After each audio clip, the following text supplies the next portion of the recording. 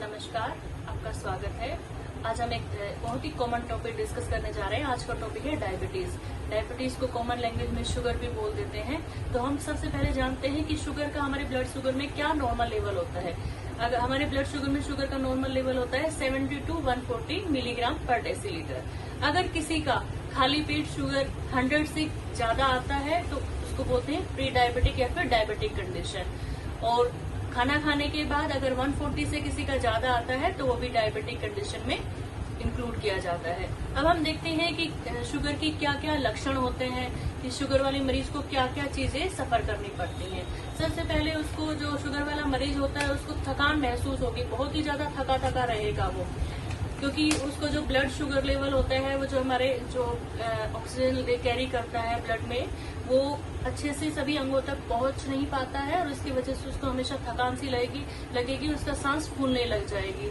Second, उसको बार बार urination होता है, वो बार बार बाथरूम के लिए जाता है। एक कॉमन हेल्दी पर्सन का जो यूरिनेशन टाइम होता है 6 to 8 पर डे, मतलब 24 आवर्स में 6 से 8 बार अगर कोई यूरिनेशन कर रहा है, बाथरूम जा रहा है तो वो एक हेल्दी आदमी है। अगर उसका किसी को ब्लड शुगर हो जाएगा तो उसकी जो यूरिनेशन का टाइम है वो 16 से 18 बार या फिर 14 से 16 बार तक देखा जाता है। जो बार बार बाथरूम जाने की वजह से उसको डिहाइड्रेशन हो जाएगा, उसकी स्किन ड्राई रहने लग जाएगी और उसको स्किन ड्राई रहने की वजह से उसको इरिटेशन महसूस होगी, खुजली होगी, इचिंग होगी और इसी वजह से उसको बार बार यूटीआई जो होता है यूरिन ट्रैक्ट इन्फेक्शन, उसके चांसेस भी बढ़ जाएंगे।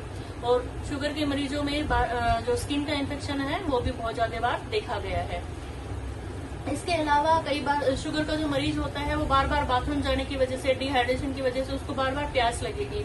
मेडिकल लैंग्वेज में बार बार प्यास लगने को बोलते हैं पॉलीडिप्सिया।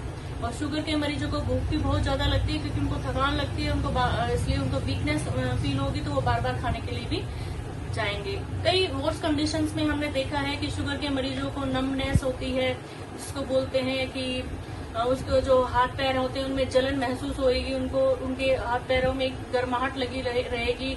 और कई केसेस में पेट में जो सीवियर कंडीशन होती है उसमें पेट में भी दर्द देखा जाता है, उल्टी का मन भी करता है, नोजिया फीलिंग आती है उनको, कई केसेस में उल्टी भी होती है। अब हम बात करेंगे कि आपको शुगर के जो मरीज होते हैं उनको क्या क्या ऐसी चीजें हैं जो उनको अपनी डाइट में 100% शामिल करनी चाहिए, जिनकी वजह से आपका शुगर लेवल कंट्रोल हो जाएगा। सबसे पहले हम बात करेंगे करेला। करेला एक ऐसी चीज है जो हर शुगर के मरीज को खाना चाहिए। करेले का आप सब्जी बनाकर भी ले सकते हैं। और अगर आप मैं रिकमेंड करना चाहूंगी, अगर आप उसका जो करेला होता है उसका जूस निकाल कर पिए। आपको 50 ml जूस सुबह और 50 ml शाम को करेले का जूस पीना चाहिए। इससे आपका शुगर लेवल काफी हद तक कंट्रोल में आ जाएगा। अगर आपको करेले का जो जूस होता है वो कड़वा लगता है, आप उसको नहीं ले पा रहे हैं तो आप उसका चूरन भी ले सकते हैं।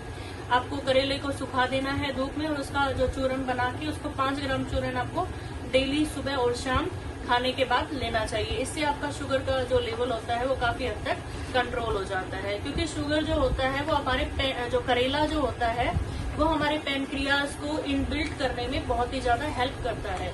वो हमारे पैनक्रियाज को बहुत ही ज्यादा प्रोडक्टिव बनाता है और पैनक्रियाज जो होता है हमारे शरीर में वो इंसुलिन का प्रोडक्शन करता है। अगर हमारे शरीर में इंसुलिन का प्रोडक्शन प्रॉपर रूप से हो जाएगा तो शुगर अपने आप कंट्रोल में आ जाएगी। सेकेंड है जामुन। जामुन एक सीजनल फ्रूट है।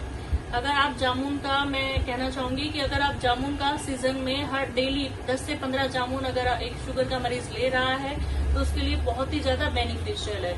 और जेम्बोसिन नाम के 2 रिएजेंट होते हैं जो आपके शुगर लेवल को कंट्रोल करने में काफी हेल्पफुल होते हैं।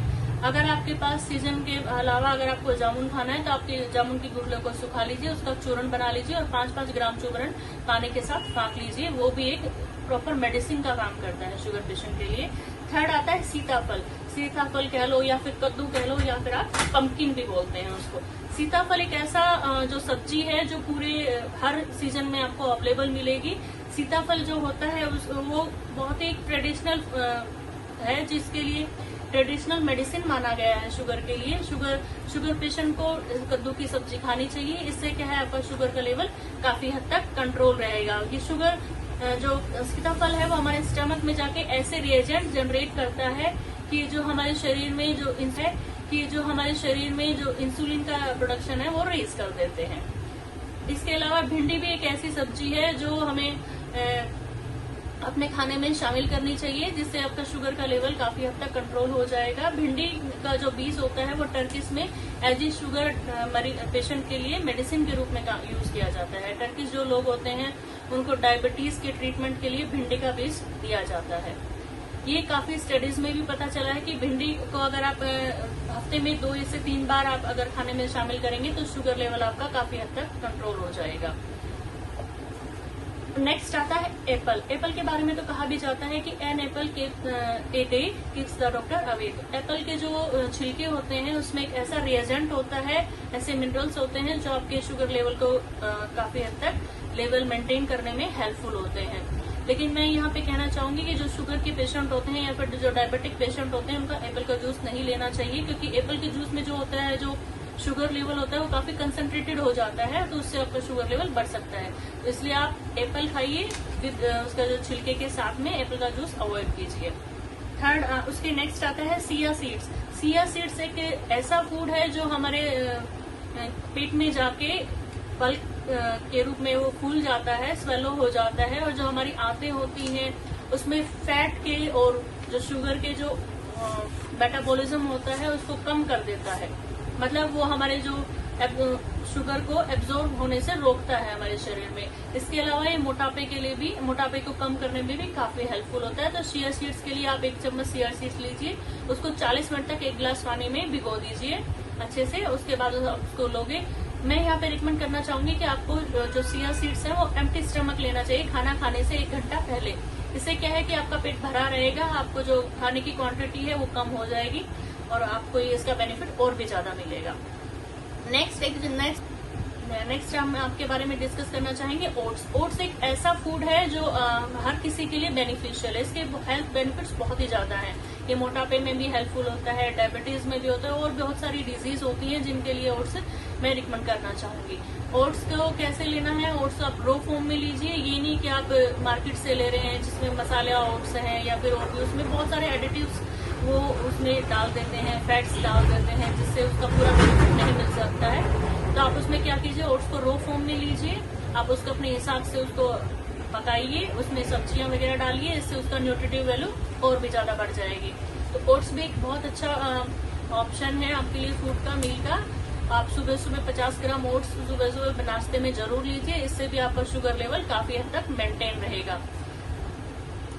यहाँ पे जो भी मैंने आपके लिए खाने के जो भी आपको चीजें बताई हैं वो उम्मीद करती हूँ आपके लिए हेल्पफुल होंगी। अगर आपको इसके बारे में और अधिक जानकारी चाहिए या फिर आपके कोई डाउट्स है तो आप हमें कमेंट्स में पूछ सकते हैं।